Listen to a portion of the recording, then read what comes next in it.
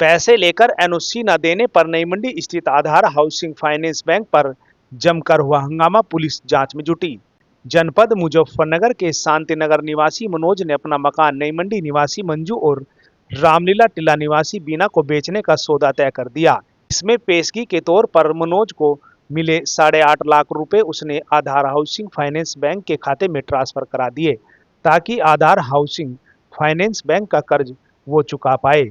इसके बाद अब मनोज पैसे जमा करने पर एनओसी और संपत्ति के बंधक दस्तावेज लेकर आधार हाउसिंग फाइनेंस बैंक के ऑफिस गया तो उसको कर्मचारियों ने यह कहते हुए धमकाया और भगा दिया कि एनओसी 1 महीने के बाद मिलेगी, इससे पहले कोई सुनवाई नहीं होगी। जैसे ही पूरे मामले की जानकारी राष्ट्रीय सामाजिक संस्था के अध्यक्ष समाजसेवी मनीष चौधरी को लगी तो वह पीड़ित मनोज के साथ बैंक गए और प्रबंधक से मिले तथा पैसे चुकाने के बावजूद भी एनओसी न देने पर कड़ा ऐतराज जताते हुए चेतावनी दी कि यदि पीड़ित का उत्पीड़न किया गया तो वह बैंक के खिलाफ आंदोलन करने के साथ ही आरबीआई और जिलाधिकारी को भी शिकायत करेंगे। मनीष चौधरी ने वहां पर बैंक के अधिकारी और कर्मचारियों से गलत आचरण के कारण नाराजगी जताते हुए जमकर हंगामा किया और पुलिस को भी बुला लिया।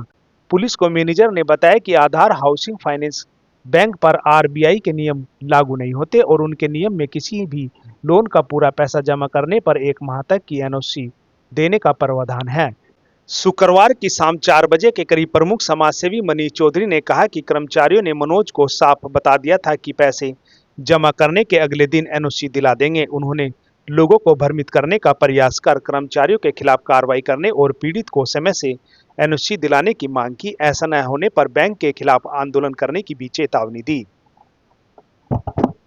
मामला एक ही है मान्यवर, एक आधार बैंक है आईडीएफसी बैंक के ऊपर झांसी रोड पर। इसमें एक व्यक्ति ने लोन किया था अपना 9 लाख समथिंग का। तो परसों ये यहाँ पर आए थे और इन्होंने मालूम किया कि हम अपना लोन क्लियर करना चाहते हैं।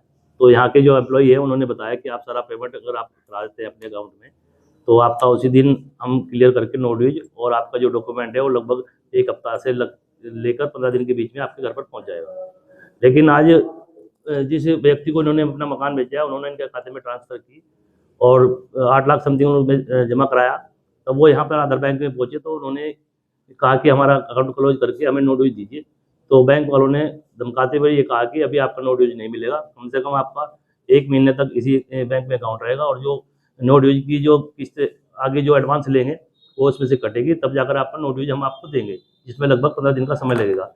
लेकिन इनका कहना यह है जिस आदमी ने मकान लिया कि हमने इस आदमी के अकाउंट में पैसा ट्रांसफर करा दिया है, इसके बावजूद भी हम कैसे सेफ रहेंगे कि हमारा 9 लाख रुपये अगर हमने इनके अकाउंट में ट्रांसफर किया तो बैंक जिम्मेदारी लेने को तैयार नहीं है और नो ड्यूज देने को भी तैयार नहीं है।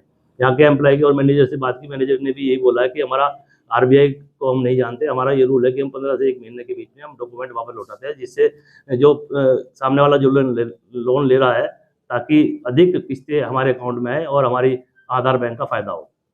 तो लेकिन आरबीआई नियम के मुताबिक ये अपने नियम क्या बता रहे हैं? देखिए जो नियम है कायदे में, जिस समय कस्टमर कोई भी होकर लोन उसको क्लियर कर रहा है तो सर्वप्रथम तो बैंक का फर्ज बैठता है कि उसको नोटिस तुरंत आधार का स्टेटमेंट निकाल के दे।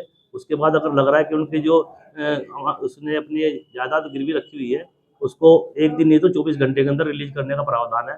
लेकिन पता नहीं ये कौन सा बैंक है और कौन सा नियम इसमें लागू होता है जो ये बता रहा है कि 1 महीने के बाद आपको जो गिरवी आपने कागज रखे हुए हैं वो 1 महीने बाद पेमेंट करने के बाद तब मिलेंगे, तब आप इसका और अगर ब्याज जो अदर ड्यू है वो जमा करेंगे।